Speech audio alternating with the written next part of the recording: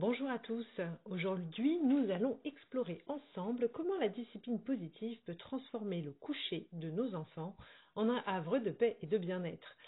La discipline positive, avec son socle éducatif à la fois ferme et bienveillant, nous invite à entamer un dialogue riche et constructif avec nos enfants pour leur permettre de développer des compétences vitales comme le respect, l'autonomie et la coopération.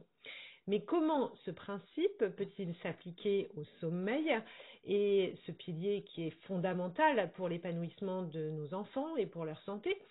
Le premier pas dans cette démarche vers le sommeil est la création d'une routine de coucher constante.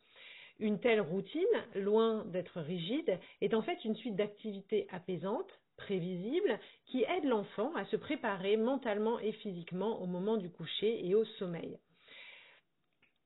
Que cela soit par la lecture d'une histoire ou l'écoute de chansons douces, ces rituels deviennent de vraies berceuses pour leur esprit en les préparant à accueillir le sommeil de façon sereine.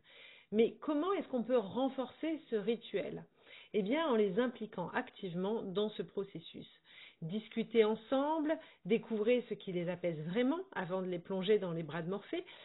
Cette démarche va renforcer leur sentiment d'autonomie et forge une routine de coucher qui leur est à la fois personnelle et réconfortante. Abordons maintenant aussi l'aspect environnemental du sommeil. L'espace dédié au repos doit être un sanctuaire de tranquillité.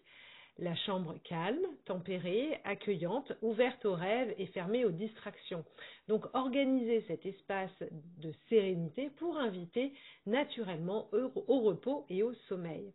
C'est important également de souligner l'importance du sommeil lui-même.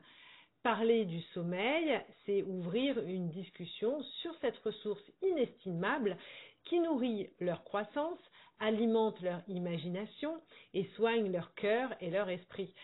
C'est ensemble que vous pouvez cultiver le fait d'apprécier réellement ces heures paisibles de repos, adulte comme enfant. Oui, quand on est adulte, on sait à quel point ce repos est bon et il faut réussir à leur transmettre ça. Enfin, la vie étant ce qu'elle est, elle est pleine de surprises et d'imprévus. L'adaptabilité vient compléter notre cohérence. Donc il faut laisser la place à la flexibilité et à la compréhension mutuelle. C'est aussi enseigner à nos enfants la résilience et la capacité à naviguer dans le flot changeant de la vie et de l'existence. Alors, avant de conclure pour aujourd'hui, je tiens à vous dire que chaque nuit est une nouvelle aventure, une toile blanche, pour ne pas dire un drap blanc, pour le sommeil. En appliquant les principes de la discipline positive, nous pouvons transformer cette toile en une véritable œuvre d'art, du repos et de la quiétude.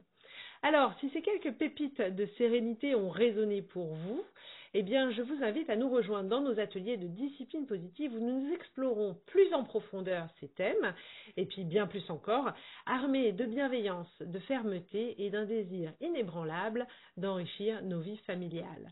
Voilà, j'étais heureuse de partager avec vous ce moment d'introspection et d'apprentissage. Que vos nuits soient paisibles, que vos rêves soient doux. Jusqu'à notre prochaine rencontre. À très bientôt.